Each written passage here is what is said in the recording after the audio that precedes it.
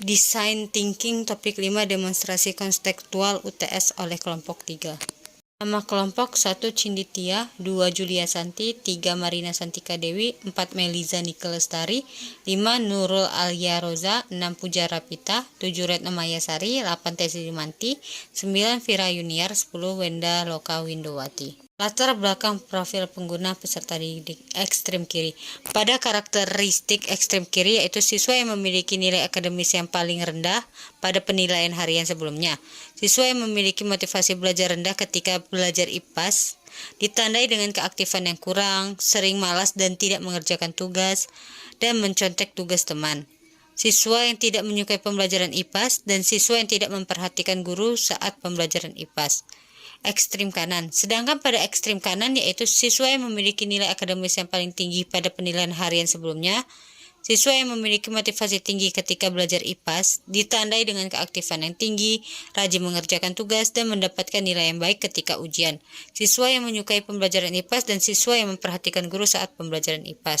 Berdasarkan hasil wawancara yang telah dilakukan kepada beberapa peserta didik, didapatkan data bahwa peserta didik merasa bosan ketika pembelajaran IPAS, merasa pembelajaran IPAS itu sulit, peserta didik merasa bosan saat hanya mendengarkan penjelasan guru saja. Peserta didik senang dan suka jika belajar dengan menggunakan media konkret serta kegiatan praktikum, dan peserta didik merasa lebih memahami materi saat belajar dalam kelompok. Mengenal lebih jauh mengenai karakteristik pembelajaran IPAS di sekolah dasar adalah menuntut tingginya aktivitas siswa, kemampuan siswa dalam melaksanakan kegiatan pembelajaran, seperti melakukan proses penyelidikan, melakukan pemecahan masalah, dan sebagainya. Maka, guru harus mengarahkan siswa untuk memiliki isi kapilmiah. Hal inilah yang menyebabkan guru IPAS harus kaya akan pengalaman dan kemampuan mengajar, serta mampu mengarahkan peserta didik agar dapat mencapai secara efektif melalui pembelajaran di sekolah dasar. Guru harus memahami karakteristik peserta didik berdasarkan gaya belajar, sehingga mampu memilih media pembelajaran yang menunjang dan mengoptimalisasikan kemampuan peserta didik. Perumusan tujuan. Berdasarkan insight yang telah kami pilih pada latar belakang di atas, ada beberapa desain challenge yang telah kami rumuskan, yaitu 1. Bagaimana kita bisa mendesain kegiatan pembelajaran IPAS yang interaktif agar peserta didik kelas 4 dapat memahami materi. 2. Bagaimana kita bisa mengembangkan media pembelajaran IPAS yang efektif agar peserta didik kelas 4 bisa meningkatkan pemahamannya terhadap materi. 3. Bagaimana kita bisa menerapkan model problem-based learning pada pembelajaran IPAS yang efektif agar peserta didik kelas 4 dapat memahami materi. 4. Bagaimana kita bisa mengembangkan cara-cara mudah dalam pembelajaran IPAS agar peserta didik kelas 4 bisa menganalisis persoalan pada materi. 5. Bagaimana kita bisa membuat modul belajar IPAS yang menarik agar siswa kelas 4 dapat termotivasi untuk belajar. 6. Bagaimana kita bisa membuat media belajar IPAS yang membuat peserta didik kelas 4 aktif dan bersemangat dalam pembelajaran. 7. Bagaimana kita bisa membuat modul belajar IPAS yang berpusat pada peserta didik agar peserta didik kelas 4 dapat termotivasi untuk belajar IPAS. 8. Bagaimana kita bisa membuat LKPD pembelajaran IPAS yang menarik agar seluruh peserta didik kelas 4 dapat berperan aktif dalam pembelajarannya. Berdasarkan rumusan tujuan di atas, desain challenge final yang kelompok kami ambil yaitu bagaimana kita bisa mengembangkan bahan ajar IPAS yang interaktif dan berpusat pada peserta didik kelas 4 agar peserta didik dapat meningkatkan motivasinya dalam pembelajaran. Skenario ideasi. Ide-ide yang kami peroleh dengan kondisi sulit untuk menyediakan alat dan bahan belajar seperti di kota besar dalam menjawab desain challenge yang ada, yaitu 1.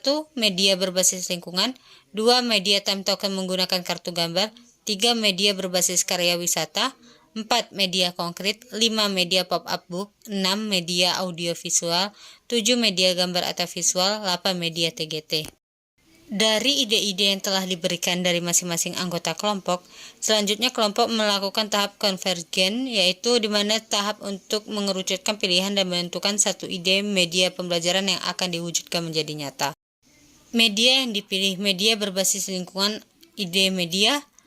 Selain kita akan menayangkan beberapa video dan gambar, kita akan membawa anak-anak untuk ikut langsung ke lingkungan sehingga mereka akan mendapatkan pembelajaran yang lebih bermakna.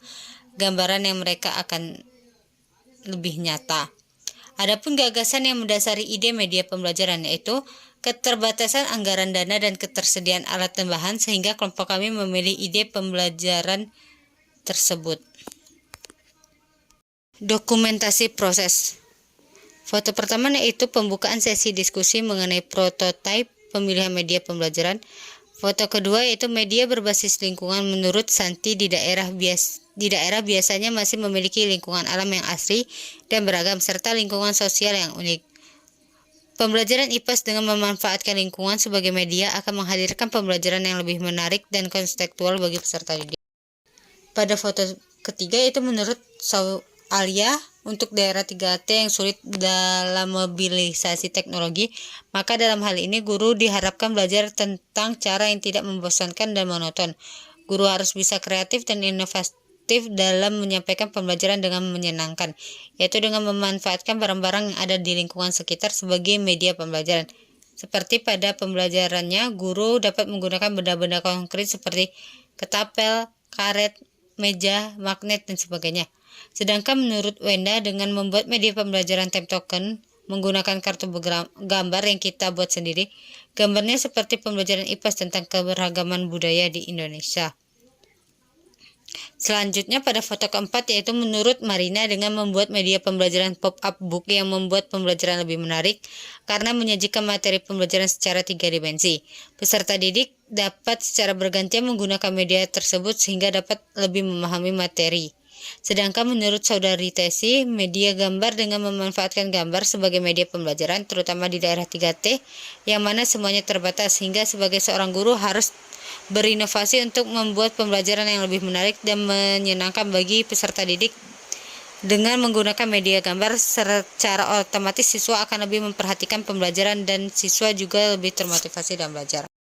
Pada gambar kelima yaitu menurut Meliza, dengan menggunakan metode karya wisata, yaitu sebuah proses pembelajaran yang memanfaatkan keadaan alam sekitar sebagai objek pembelajaran yang memfokuskan tujuannya terhadap pengenalan dan penggunaan bahasa Indonesia yang benar untuk siswa daerah terpencil.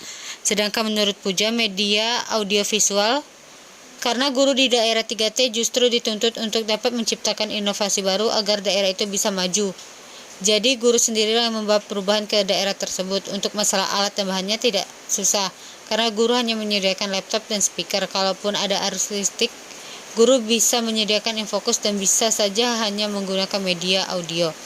Sedangkan pada gambar keenam yaitu menurut Saudari Retno, dengan memanfaatkan lingkungan sekitar, seperti misalkan pada materi pembelajaran kebudayaan, dapat mengajak siswa pada saat pelaksanaan upacara adat di suatu desa dekat sekolah untuk melihat langsung proses yang dilakukan masyarakat dalam suatu ritual. Seperti pada ritual sedekah panen raya bisa mengajak siswa ke sawah, maka siswa dapat melihat langsung dan nyata, jadi siswa dapat dengan mudah memahami pembelajaran yang akan diajarkan. Media berbasis lingkungan, mata pelajaran IPA kelas 4 bab 3 bagian tumbuhan dan fungsinya, akar, batang, daun, dan bunga.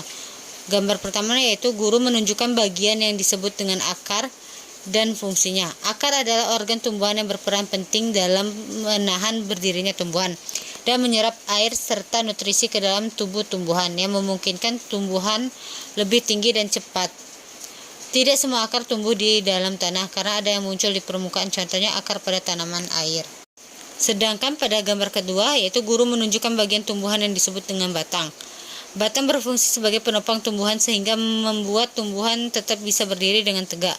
Batang menjadi pendukung bagian-bagian lain yang ada pada tumbuhan, contohnya seperti daun, bunga, juga buah.